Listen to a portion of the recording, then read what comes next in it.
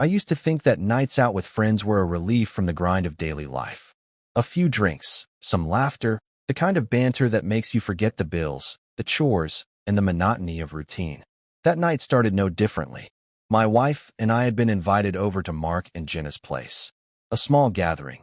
Just 6 of us around a long oak table cluttered with half-empty wine glasses, cheese platters, and the smell of roasted chicken drifting in from the kitchen. The mood was light. Someone cracked a joke about bad first dates, and the conversation slowly drifted toward the minefield of exes.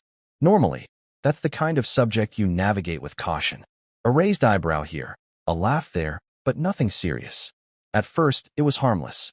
Jenna teased Mark about how he once took a girl to a monster truck rally for a first date. Another friend laughed about an old college fling who got a tattoo of her name after 2 weeks. We were all leaning back, relaxed, swapping stories, when my wife leaned in with that mischievous smile of hers. "You know," she said, swirling the stem of her wine glass, "my ex had his advantages." The room erupted in laughter, playful jeers bouncing back and forth. "Oh," someone said, "advantages, huh?" She giggled, clearly enjoying the attention. I forced a polite smile, even played along at first. Married life teaches you how to shrug off the occasional jab. But she wasn't done. The teasing snowballed, one joke leading to another, and she soaked it up like sunshine. She leaned back in her chair, crossed her arms with a smug little grin, and let the line fall like a stone in a still pond. At least my ex was bigger. The laughter that followed wasn't casual anymore. It was sharp, loud, with an edge that sliced through me. Friends chuckled, trying to keep it playful, but the way she laughed, head thrown back, eyes sparkling with amusement at my expense, hit differently. She was enjoying it, enjoying my humiliation. I didn't raise my voice. I didn't slam my fist on the table or storm out. Instead, I reached calmly into my pocket, pulled out my phone, and tapped a screen. "You know what's funny?" I said, my voice steady enough to silence a few chuckles. "I still have your old messages saved." Her smile wavered. The table quieted, uncertain now. I scrolled, found the thread I was looking for, and began to read aloud. "He cheated on me again. I feel worthless. I cried all night. I don't know why I stayed so long. I feel like such an idiot." The laughter died instantly. Chairs creaked as friends shifted uncomfortably. My wife's face drained of color. I read another. "I thought he loved me, but all he ever did was tear me down. I begged him to stop humiliating me, but he never cared." The smug grin vanished. She stared at me, pale, her lips pressed tight. No one laughed now. The only sound was the faint ticking of the clock on the wall. I set the phone down on the table, looked her dead in the eye, and said quietly, "You remember those nights, don't you? When you said you were broken. When you swore you'd never let anyone treat you like that again." The silence was suffocating. She shoved her chair back so hard it screeched against the floor, muttered something under her breath, and stormed out of the room. The front door slammed a second later, leaving the rest of us in stunned quiet. No one looked at me. No one looked at each other. The dinner was over. What she didn't know was where she'd run next, the storm she was about to stir, and the war it would unleash. She didn't come home that night. Her car never pulled into the driveway. Her side of the bed stayed cold, and the silence inside our house was so thick it felt alive. I knew exactly where she had gone. Back to the place where she always retreated when she felt cornered. Her parents' house. The next morning, while I drank my coffee in calm solitude, I imagined the scene unfolding there. I didn't need to guess.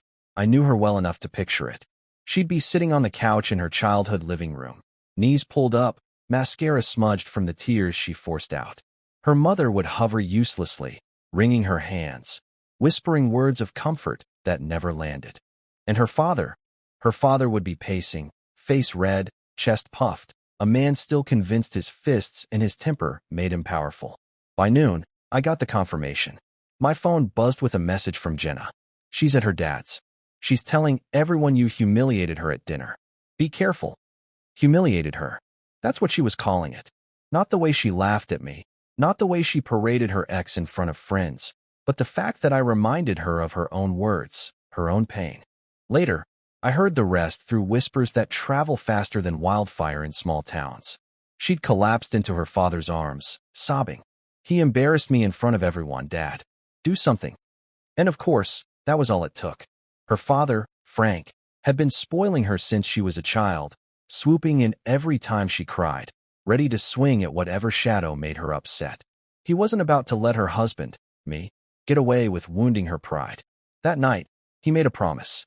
To her, to himself, maybe even to his drinking buddies sitting around his kitchen table.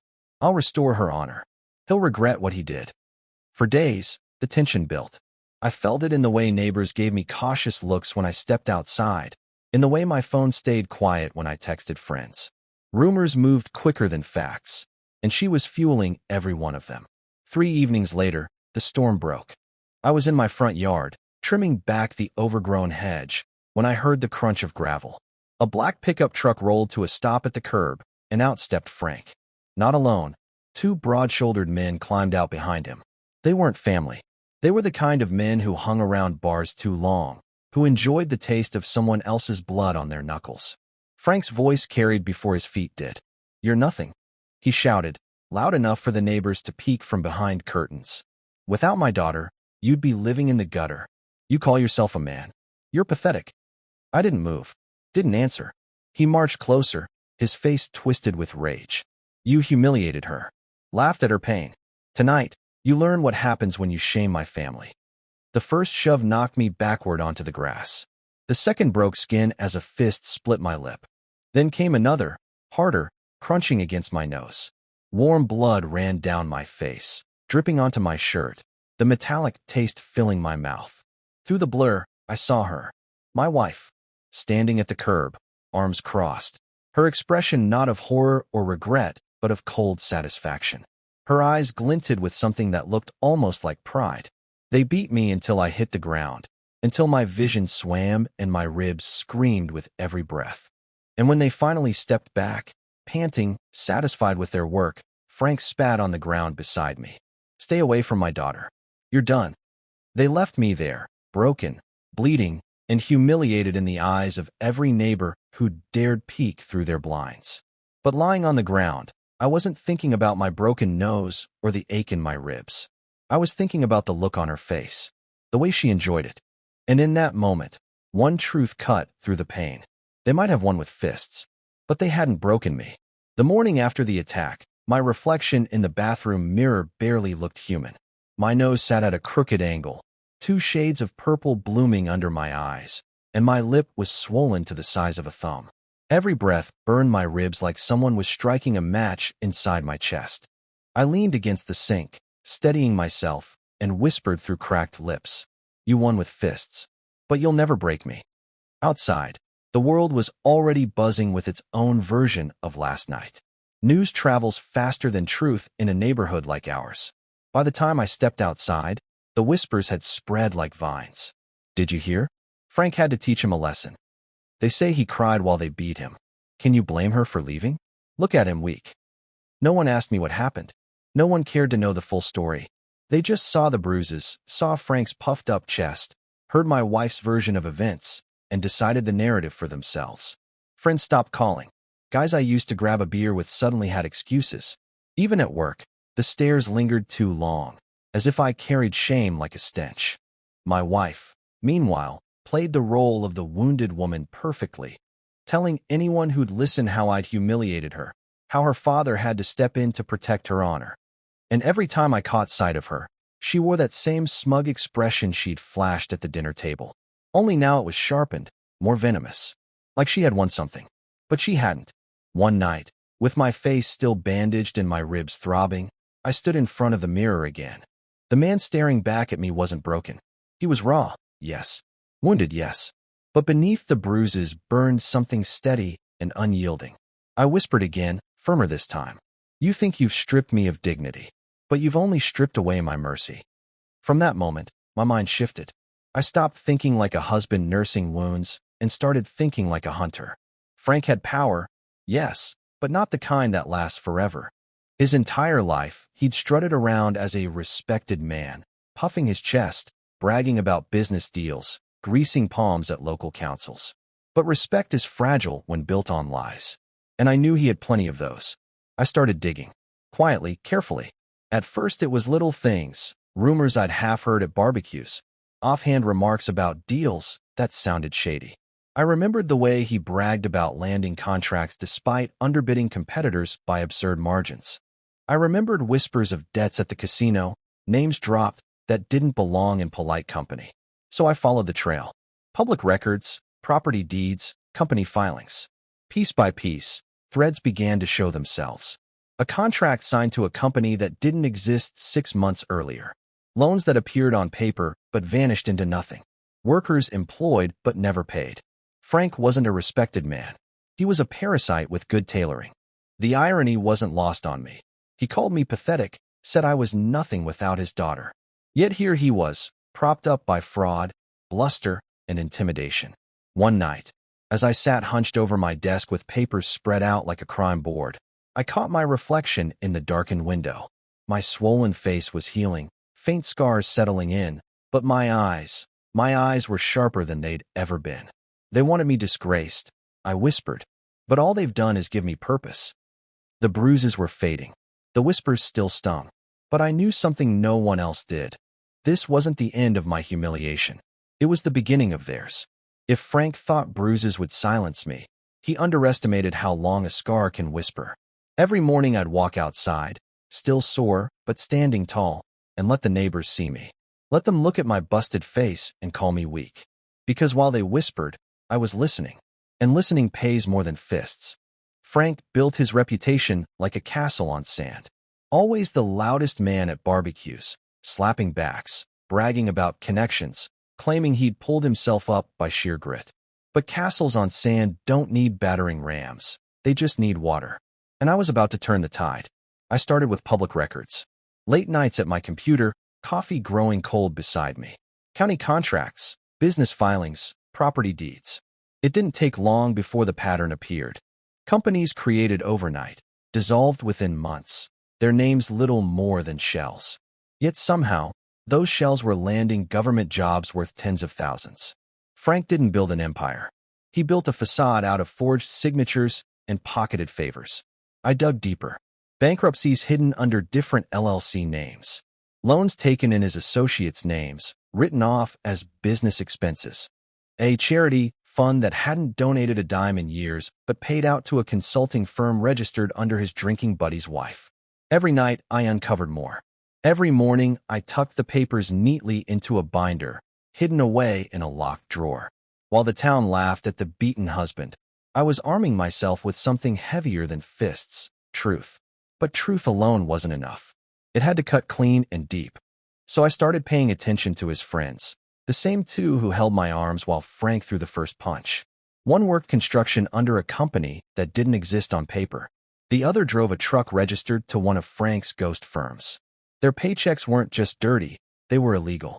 I made notes, dates, even snapped photos when I saw them coming and going from warehouses in the middle of the night.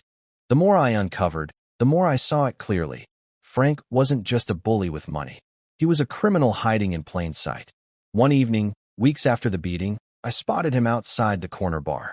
He was laughing, beer in hand, bragging to a crowd of wide-eyed locals. My wife was with him, her head held high, like she was still basking in the glow of his so-called power. She looked right at me across the street, smirked, and leaned in closer to him, as if to remind me who she belonged to now. I didn't flinch, didn't react.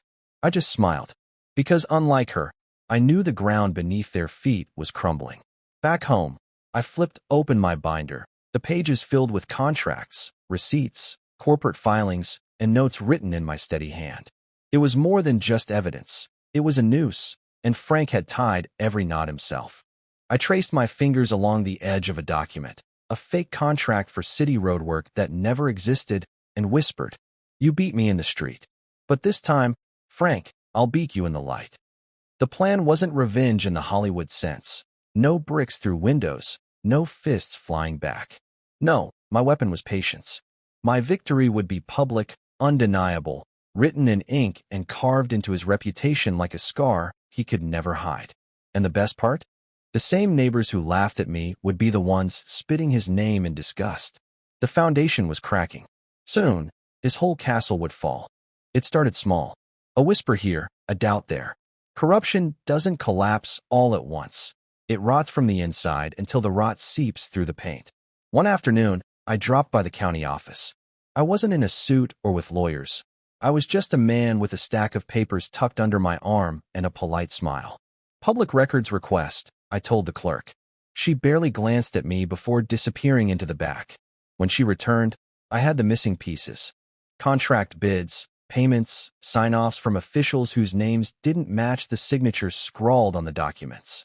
It was all there, proof of forgery hidden in plain sight. At home, I laid everything out across the kitchen table like a general studying a battlefield. Each document was a weapon. Each inconsistency was a bullet. I could feel the weight of it, the kind of evidence that could crack a man's legacy in half. But evidence only matters if it's seen. So I began planting seeds. Quietly, carefully. I shared a few documents with an old friend from high school who now worked at the local paper. I didn't tell him the whole story, just dropped the right hints, the right leads. He raised an eyebrow when I handed him the files. "Where'd you get this?" he asked. "Public records," I said. "Sometimes the truth doesn't hide. People just don't bother to look." He nodded slowly. "This is big. Bigger than he knew." Meanwhile, Frank strutted around town as if nothing had changed. He still barked orders at contractors, still bragged about his influence, still sneered at me whenever we crossed paths. But I noticed it, the faint crack in his confidence. The way his laugh was a beat too loud.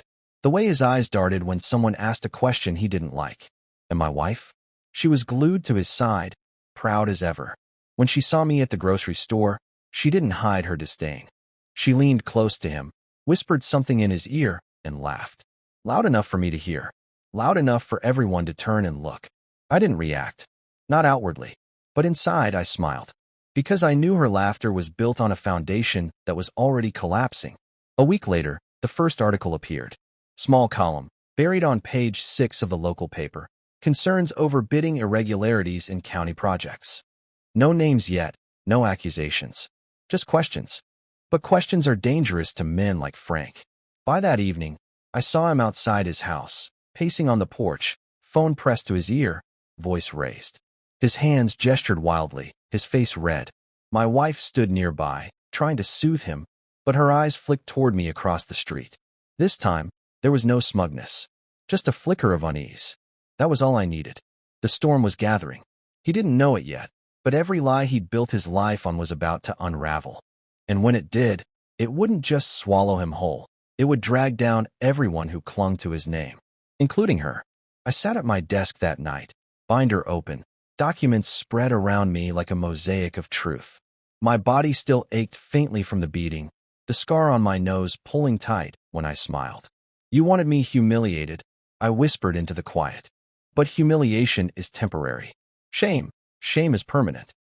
And I was going to make sure his shame was carved so deep into the town's memory that no one would ever forget it. The article on page 6 should have been a warning shot, but Frank treated it like a fly he could swat away. He ranted in bars, called it fake news, blamed jealous competitors. But denial doesn't erase ink. And once questions are printed, they take on a life of their own. By the next week, the small column had become a front-page feature. Contract fraud allegations mount. County funds under scrutiny. This time, names were mentioned. One of them was Frank's. I remember the morning I saw it. I was sipping my coffee at the diner when the paper landed with a heavy thunk on the counter. Frank's smug face, taken from a council meeting last year, stared back at me above the headline. Around me, whispers stirred like a tide. "That's Frank, isn't it? Didn't he brag about those road contracts? Looks like someone's been pocketing money." The very people who once chuckled at my humiliation were now leaning over steaming mugs, dissecting every word about him. The shift was slow, but it was happening. Respect was turning into suspicion. That evening, I walked past his house. For the first time, the porch lights were off. No laughter, no boasting, just silence. But through the blinds, I could see movement. Frank pacing like a caged animal, phone glued to his ear, voice sharp enough to cut. 2 nights later, the sheriff's office announced an investigation into misused county funds. That word, investigation, hung over the town like a storm cloud. It meant subpoenas, bank records, sworn testimony. It meant no amount of shouting could make it go away. Frank's temper grew wilder. He stormed into the diner one morning, slamming his fists on the counter, demanding to know who was spreading lies. People shifted uncomfortably, no longer nodding in agreement, but looking away. One man muttered, "Paper doesn't print smoke without fire." And my wife?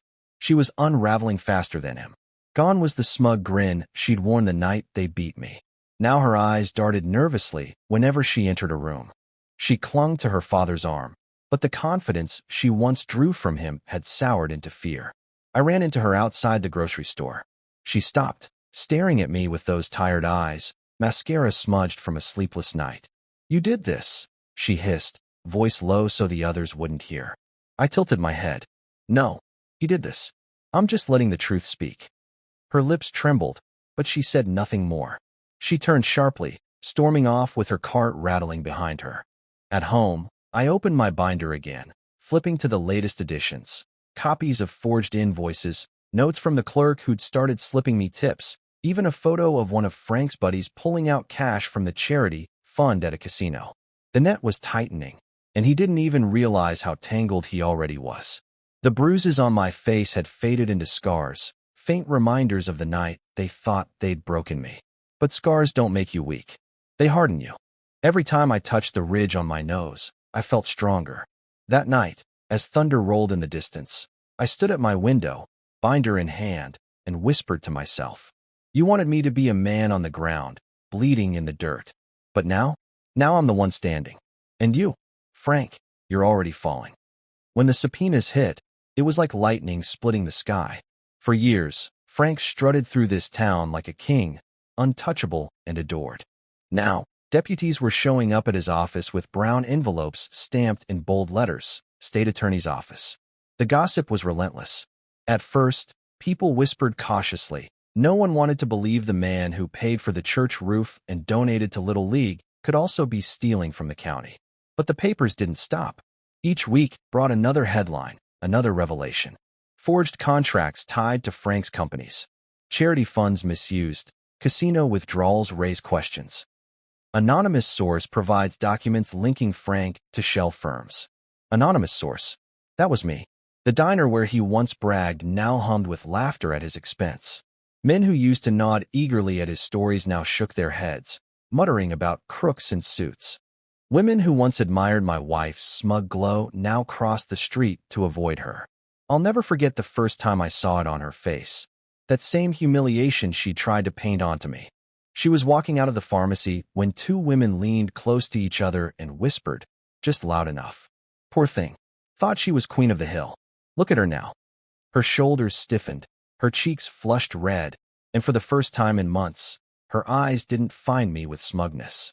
They found me with shame. Frank fought back the only way he knew, louder and angrier. He held a town hall meeting, shouting that the media was corrupt, that jealous enemies were trying to destroy him. But even as he bellowed, people shifted in their seats, eyes narrowed, arms crossed. The louder he grew, the smaller he looked. And me? I didn't say a word. I didn't need to. Every document I'd slipped to the right hands was doing the talking for me. One evening, as the sun sank low, I stood on my porch, binder in hand, flipping through the now thick stack of evidence. Across the street, Frank stormed out of his house, shouting into his phone, red-faced and sweating. My wife trailed behind him, her once proud posture crumbling into a hunch of exhaustion. She glanced at me then, no words, no smirk. Just a woman staring into the wreckage of her own making. The next week, it happened. Breaking news. Channel 4's evening broadcast.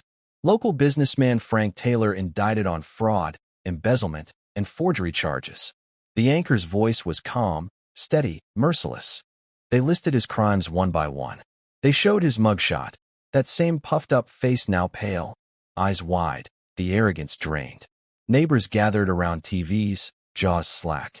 My phone buzzed with messages from people who had once distanced themselves from me. "You were right all along." Can you believe it? Unreal. But I didn't reply. I just sat on my porch with a quiet smile. The family that once mocked me was crumbling. The king had been dethroned. And his daughter, the woman who had laughed at my humiliation, was finally tasting the bitterness of her own. And yet, the story wasn't over. Not until I looked her in the eye and said the words she needed to hear. That moment was coming. The day after Frank's indictment, the neighborhood looked different. Same houses, same fences, same cracked sidewalks. But the air had shifted. For months, I'd walked these streets carrying the weight of whispers. Now the whispers weren't about me. They were about them. Neighbors who once avoided me crossed the street to shake my hand. "Hell of a thing," Mr. Jenkins muttered, gripping my shoulder. "We all thought you were finished. Turns out you're tougher than the lot of them." At the grocery store, the cashier smiled softly. "Sorry for how folks treated you," she whispered as she bagged my bread. "Guess we know who the real frauds were." I nodded politely, never gloating, never raising my voice. Respect isn't something you demand. It's something you earn, one scar at a time. That evening, I stepped outside as the sun dipped low, casting long orange shadows across the street. My face still bore the faint scar on my nose, a reminder of fists that once thought they could define me. But when I met my reflection in the neighbor's window, I saw no weakness, only steadiness. And then I saw her. My wife walked down the sidewalk, head bowed, arms wrapped around herself like the world had grown too heavy. The same neighbors who once flocked to her now turned away, whispering as she passed. Her glow, her pride, her smugness, gone. In its place was a hollow woman carrying the shame her father had left behind. She slowed when our eyes met. For a moment, silence stretched between us, thick with everything unsaid: the dinner, the laughter, the beating, the lies. Finally, I spoke, my voice calm, steady, louder than the whispers around us. "You wanted my humiliation, but in the end, you found your own." Her lips parted like she wanted to argue, to claw back even a shred of dignity. But no words came. Her eyes shimmered with the sting of a truth she couldn't deny. I stepped past her, shoulders square, head high. Neighbors greeted me as I walked. Firm handshakes, nods of respect, smiles that carried weight. Behind me, she remained frozen on the sidewalk, a figure stripped of everything she once boasted about. As I reached the corner, I turned once more. She was still there, staring after me, small and broken against the backdrop of a collapsing legacy. I gave her one last look, not of anger, not even pity, just closure. And then I walked forward, victorious, not because I had destroyed her or her father, but because they had destroyed themselves. Scars on my face, yes, but my dignity intact, my strength undeniable, my story no longer one of humiliation, but of survival. Theirs, meanwhile, would be remembered only as a cautionary tale, a family brought low not by enemies, but by their own arrogance. And that was enough.